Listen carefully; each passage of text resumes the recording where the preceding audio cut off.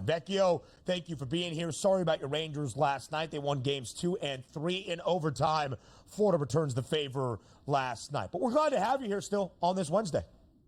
Yeah, thanks for having me. Their luck was bound to run out at some point if they're going to get continuously outshot by 20, 30, 40, whatever it's going to be. But back at home tomorrow night, we have a huge game tonight. We have Mavs T-Wolves to get to. Let's roll.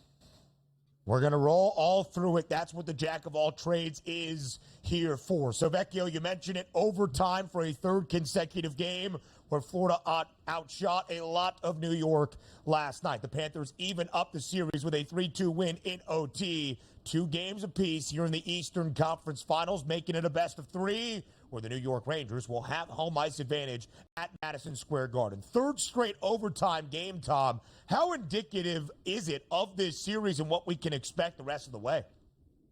I think that's, it's spot on. These teams are super close. The Rangers, as you said, as I said, they're getting outshot in most of, if not all of their playoff games, but they're staying in it because of Igor Shesterkin. So we can kind of build like a narrative of what we're expecting to see for a lot of these games. You can actually look at team totals in terms of shot props per period. So last night, the Panthers were minus 146 to record at 10 plus shots in the first period. I'm expecting that line to be around the same for the next game. Maybe it's a little bit better just because they'll be on the road. So we could look to that. We could potentially look to Igor Shesterkin saves props moving forward if the Panthers are just going to be piling up the shots, piling up the shot attempts. That's where we can start to build some correlation. And it's valuable to just take the underdog in each of the remaining games. If it's this close, if it's this back and forth, it's going to overtime, just take the underdog and go where the value lies.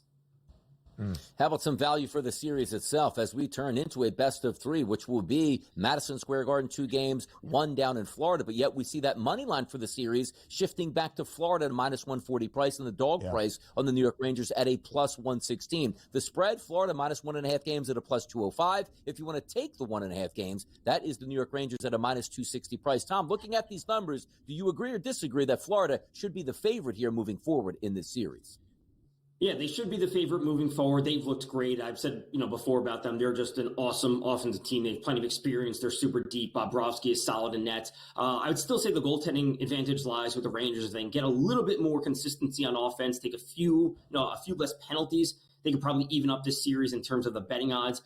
If you want to roll with the Panthers at minus 140, whatever it is, I think that's a super fine line. Again, also looking to these direct outcomes is generally my preferred route to go, just because we can kind of build a narrative of what we expect from the series, and we're trying to take a little bit shot with some better odds overall. Interesting in the correct score market on FanDuel. You can't really bet either team in that exact direct outcome to win in 6 for whatever reason at this moment. For Florida to cover the series spread, a game and a half, the Panthers would have to win the next 2 games, games 5 and 6. That is a plus 205 price. So, sunrise last night. Florida evens the series in overtime at 2 games apiece.